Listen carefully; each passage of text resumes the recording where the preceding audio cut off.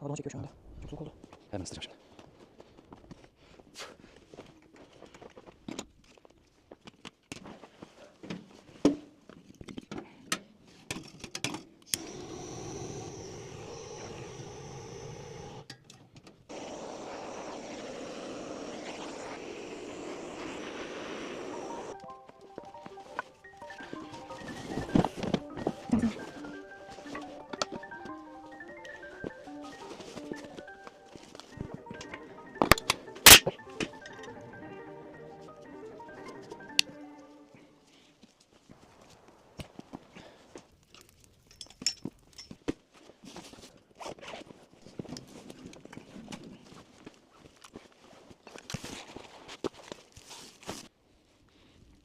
Burcu, burada ayrı çıksı var. Nerede? Tam arkamızda.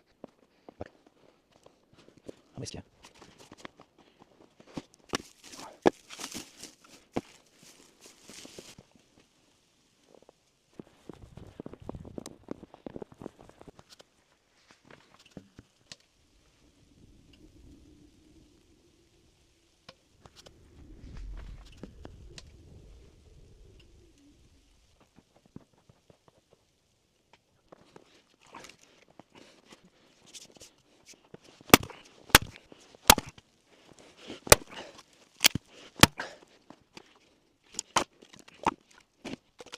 Şimdi gidelim.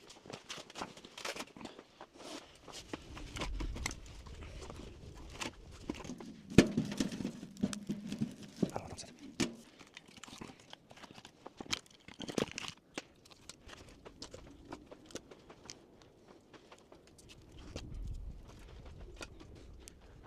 Biraz ısısını kapatıyorum burayı.